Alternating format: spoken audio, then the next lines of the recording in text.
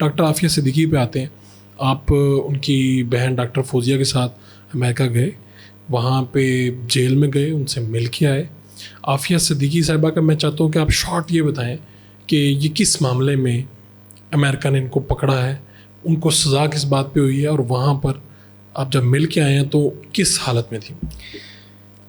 دیکھیں وہ بھی ایک بڑی ہی مظلومیت کی داستان ہے. ڈاکٹر عافیہ اس صدی کی امت کی سب سے مظلوم بیٹی ہے. پاکستان کی غیرت ہے, امت کی بیٹی ہے, حافظہ قرآن ہے. اور میں پورے ثبوتوں کے ساتھ اور پوری دل و دماغ کی یکسوئی کے ساتھ یہ کہہ رہا ہوں کہ بالکل انوسینٹ ہے. وہ 9/11 کی وکٹم ہے اور وہ وار آن ٹیرر کی کولیٹرل ڈیمیج ہے. وہ بالکل بے گناہ ہیں. ان کے حوالے سے امریکہ اور پاکستان میں یہ پروپیگنڈا کیا گیا کہ وہ امریکن نیشنل ہے.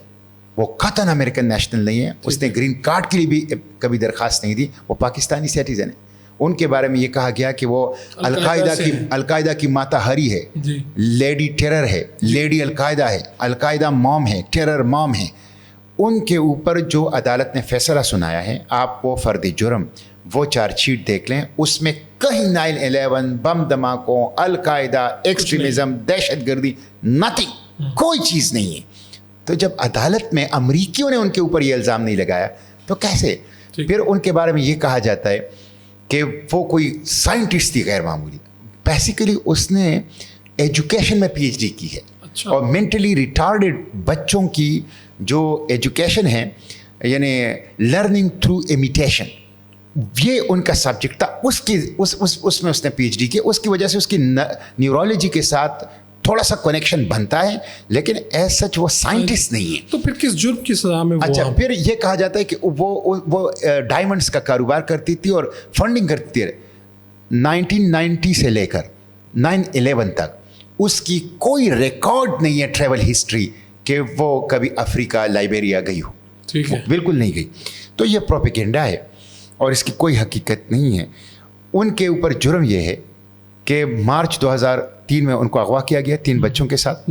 جولائی 2008 میں غزنی میں شو کیا گیا, اور جب غزنی میں شو کیا گیا تو غزنی پولیس نے اس کو گرفتار کیا. اور غزنی پولیس اسٹیشن میں جب وہ تھی, اتنے میں امریکن پہنچ گئے کہ ہم ان کو انویسٹیگیٹ کرنا چاہتے ہیں. ڈیورنگ انویسٹیگیشن امریکن کہتے ہیں کہ انہوں نے امریکیوں سے وہ بندوق چھین لی اور اس کے اوپر فائر کیا 2 گولیاں, جس سے نہ کوئی زخمی ہوا اور نہ کوئی مرا. البتہ انہوں نے جب فائر کی تو 2 گولیاں عافیہ کو لگی جو وینٹیلیٹر پر تھی, اور اس کو غزنی سے امریکہ شفٹ کیا گیا. یعنی میں دوبارہ ایک مرتبہ, یہ پکڑی گئیں, گرفتار ہوئیں, امریکی پولیس ان کو لینے, وہ انویسٹیگیشن کر رہی ہوتی ہے امریکی پولیس, امریکی فوج, اور امریکی فوج سے یہ ان کا الزام ہے کہ ان کی گن پکڑ کے انہوں نے ان پہ حملہ کیا, اس سے کوئی زخمی نہیں ہوا. لیکن جب فوج نے فائرنگ کی تو وہ گولیاں ڈاکٹر عافیہ کو لگ گئی اور وہ وینٹیلیٹر پر تھی, وینٹیلیٹر پہ وہاں سے شفٹ کی گئی. ٹھیک ہے, اسی کے اوپر اس کو 86 سال قید. اب فورنزک رپورٹ اس کے خلاف ہے, فنگر پرنٹس اس کے خلاف ہیں, جو ریزیڈیو ہوتا ہے, جو کارتوس آپ چلاتے ہیں تو اس کا جو خالی حصہ رہتا ہے وہ موجود نہیں ہے, نہیں ملا, وہ بالکل نہیں ہے. دیوار کے اوپر کوئی گولیوں کے داغ نہیں ہے. تو وہ فراڈ ہے. وہ جسٹ انہوں نے, جس کو کینگرو کورٹس کہتے ہیں نا, امریکہ میں بھی کینگرو کورٹس ہیں, انہوں نے صرف 9/11 کے بعد ان کے اوپر جو پریشر تھا عوام کا اور میڈیا کا, تو اس کے لیے ان کو کوئی ٹرافی چاہیے, اور اس مظلوم بیچاری وہ اس کو اس نے ٹرافی بنا لیا. یہ 3 بچوں کے ساتھ جب ہوئیں تو اب وہ باقی 3 بچے کدھر ہیں؟ اچھا, وہ آپ یہ دیکھیں کہ یہ نہیں کہتے کہ بھائی یہ تو 5.25 سال غائب تھی تو کہاں تھی. یہ نہیں کہ بھائی اس کو کس لیے گرفتار کیا گیا تھا. یہ نہیں کہتے کہ اس کی انویسٹیگیشن کس چیز کی ہو رہی تھی. وہ کہتے ہیں, اور جو دوران انویسٹیگیشن جو واقعہ ہوا ہے اس کو آپ نے پکڑ کے اس کے اوپر سزا دے رہے ہیں. اچھا, 3 بچوں کے ساتھ وہ اغوا ہوئی, غائب تھے بچے بھی. ایک بچہ پراسرار طور پر چند سال کے بعد گھر کے سامنے کسی نے چھوڑ دیا, بیٹی مریم, لیکن وہ بالکل امریکن لہجے میں انگریزی بولتی تھی. اس کا مطلب وہ کسی امریکی فیملی کے ساتھ. بیٹا احمد جو تھا وہ غزنی میں تھا, اور پھر کرزئی نے اس کو لے لیا, اور کرزئی نے پھر پاکستان کو دے دیا. پیپلز پارٹی کی حکومت تھی اس وقت. جو تیسرا بیٹا ہے سلیمان, جب 6 ماہ کا تھا, اس کی گود میں تھا جب اس کو اغوا کیا گیا, وہ ابھی تک لاپتہ ہے. सुलेमान के बारे में कोई पता नहीं है कि सुलेमान जिंदा है या उसे कत्ल कर दिया गया, और अगर जिंदा है तो अभी 21 साल का नौजवान होगा तो वो कहाँ है, किसके पास है। हमसे आफिया जेल में भी अपनी अम्मी के बारे में पूछ रही थी, उनको पता नहीं था कि अम्मी फौत हो गई, ये साल हो गए, और वो सुलेमान के बारे में पूछ रही थी, उनका ख्याल है कि सुलेमान जिंदा है घर पे। हमने उन्हें कहा हाँ सुलेमान ठीक है, हालांकि हमें खुद इल्म नहीं है कि सुलेमान कहाँ है। ठीक है, तो वो एक बहुत ही मजलूम खातून है इस उम्मत की, और इस हुक्मरानों ने बहुत बड़ा जुर्म किया है, पूरी पाकिस्तानी कौम इस पर गुनहगार है, उसके ऊपर जो जुल्म वहाँ हो रहे हैं उसके दांत तोड़ दिए गए। वहाँ पे जेल में क्या सूरत हाल थी, कैसी जेल थी जहाँ पर वो? जेल नहीं है, वो जहन्नम का गड़ा है, वो एक जहन्नम है। डॉक्टर आफिया उसको जहन्नम कहती थी। डॉक्टर आफिया जेल के अमले को रेपिस्ट और लिस्बियन के नामों से पुकारती थी। इस वक्त भी अमेरिकन एडमिनिस्ट्रेशन के साथ उस जेल की 3 रेप की इंक्वायरियां चल रही है इसी जेल में। हाँ, 6 फौजी 24 आवर्स उसके ऊपर ड्यूटी देते हैं। उनके वॉशरूम के अंदर भी उन्होंने कैमरे लगाए हुए हैं, जंजीरों के अंदर उनको बांध के रखा जाता है। वो बहुत मजलूम, वो फिजिकली अनवेल है, साइकोलॉजिकली अनवेल है, उन पे तशद्दुद होता है, उसका पता चलता है वहाँ। क्लायो स्मिथ ने ये कहा है, जो हमारे वकील हैं, कि मैंने 87 कैदियों को ग्वांटानामो से रिहा किया है। उन 87 कैदियों पर जो मजमूई तशद्दुद हुआ है उससे ज़्यादा तशद्दुद एक आफिया पर हुआ है। आप अंदाज़ा लगा लें कि इस खातून, और सबसे बड़ा तशद्दुद तो ये है ना कि आप 20 साल से एक माँ को अपने जिगर गोशों से अलग कर लें, और 20 साल के बाद भी जब उसकी बहन उनसे आज़ाद मिलती है तो आप इजाज़त नहीं देते कि वो गले मिले रोए, आप इजाज़त नहीं देते कि वो बच्चों की तस्वीरें देख सके। कैसे मुलाकात हुई? शीशे के आर पार एक छोटे से कमरा जितना ये कमरा है, उसमें दरमियान में दीवार, उसमें 1 मुरब्बा मीटर का शीशा, उसके उस पार आफिया, इस तरफ हम 3 बंदे, और टेलीफोन रिसीवर पर एक दूसरे से बात। तो डॉक्टर आफिया ने कहा नहीं कि पाकिस्तान कोई कोशिश कर रहा है, नहीं कर रहा? क्या वो इस हालत में थी कि वो ये कहती हैं या उनको पता है कौन हुक्मरान है इस वक्त? मैंने उनसे पूछा कि आफिया बहन, पाकिस्तान में जा रहा हूँ तो क्या पैगाम है आपके? तो उन्होंने मुझे कहा कि पाकिस्तान के पार्लियामेंट, पॉलिटिशियंस, हुक्मरानों, पाकिस्तान के जजों, अदलिया, पाकिस्तान के मिलिट्री इस्टेब्लिशमेंट, पाकिस्तान के मीडिया पर्सन, पाकिस्तान के यूथ, ख़वातीन, पाकिस्तान के सोशल मीडिया एक्टिविस्ट के नाम मेरा ये पैगाम ये है कि मुझे इस जहन्नम से निकालो। ये उनके अल्फाज थे, मुझे इस जहन्नम से निकालो।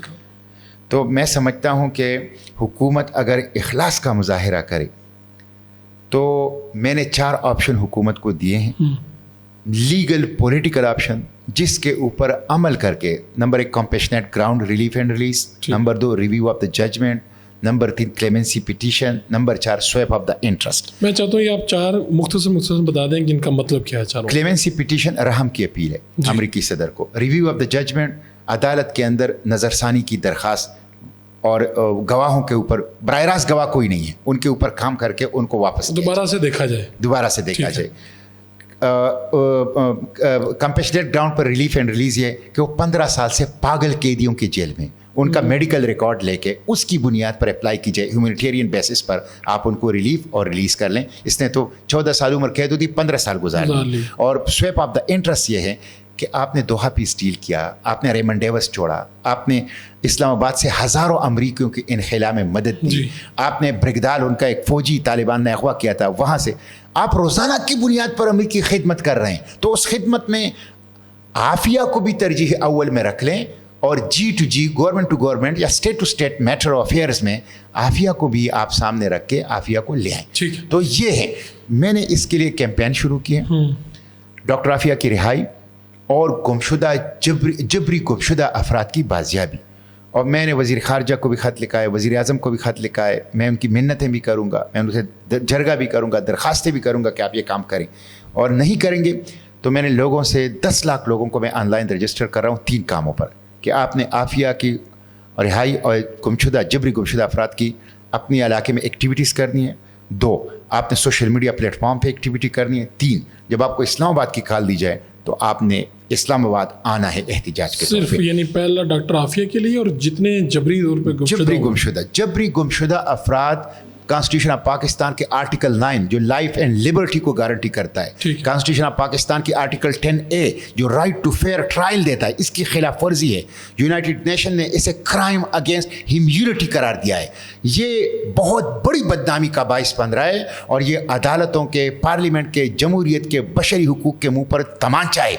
इसलिए 15-15 साल से 20-20 साल से लोग गायब हैं। अगर कोई मुजरिम है तो आप कानून के मुताबिक अदालत में पेश करें, सजा देना, इसकी तो गुंजाइश ही नहीं है। तो डॉक्टर आफिया की रिहाई और जबरी गुमशुदा अफराद की बाजियाबी के लिए ये कैंपेन में शुरू। क्या वजह है कि जमात इस्लामी जो काम नहीं कर सकी वो तहरीक लब्बैक ने किया? तहरीक लब्बैक ने धरना दिया, वो जा रहे हैं जमात इस्लामाबाद की तरफ जाते हुए और अपना मुतालबा रखते हैं हुकूमत के सामने। उसमें एक अहम नुक्ता ये होता है डॉक्टर आफिया सिद्दीकी के ऊपर काम कीजिए, उनकी रिहाई करवाए। जमात इस्लामी ने बातें तो बहुत सीखी, लेकिन अमनी तौर पर ऐसा क्या किया? आप पर्सनल कैपेसिटी में मैं अगर आपके सामने बैठा हूँ और जो कुछ कर रहा हूँ तो मैं जमात इस्लामी हूँ। मुझे जमात इस्लामी ने सेनेट में भेजा है, मैं जमात इस्लामी का रुकन हूँ, मैं जमात इस्लामी की पॉलिसी को लेकर आगे बढ़ रहा हूँ। तो जमात इस्लामी यही कर रही। जहाँ तक लब्बैक तहरीक लब्बैक पाकिस्तान, उन्होंने भी बहुत अच्छा काम किया है। मैं साद रिजवी साहब का, मौलाना साद रिजवी साहब का, डॉक्टर शफीक अमीनी का, उनकी पूरी लीडरशिप का मशकूर हूँ कि उन्होंने तसलसल से डॉक्टर आफिया का इशू प्रायोरिटी पे रखा है और उन्होंने अभी हुकूमत के साथ जो एग्रीमेंट किया है उसमें भी एक अहम नुक्ते के तौर पर डॉक्टर आफिया का रखा है। तो इस पर मैं उनका शुक्रिया भी अदा करता हूँ, उनको शाबाश भी देता हूँ। आफिया का इशू मिली गैरत का इशू है, आफिया का इशू हमारी दीनी हमीयत का इशू है, आफिया का इशू इंसानी हुकूक का इशू है। तमाम सियासी जमातों को, तमाम पॉलिटिकल स्पेक्ट्रम को पॉलिटिकल माइलेज और पॉलिटिकल पॉइंट स्कोरिंग से बालातर और तफरीक से बालातर होकर डॉक्टर आफिया की आवाज़ उठानी चाहिए। इसलिए मैं हुकूमत को सपोर्ट देना चाहता हूँ इस मसले में, और मैं हुकूमत से कहा भी और कहता भी हूँ कि अगर आप आफिया को लाएंगे तो मैं भी आपको शाबाश दूंगा।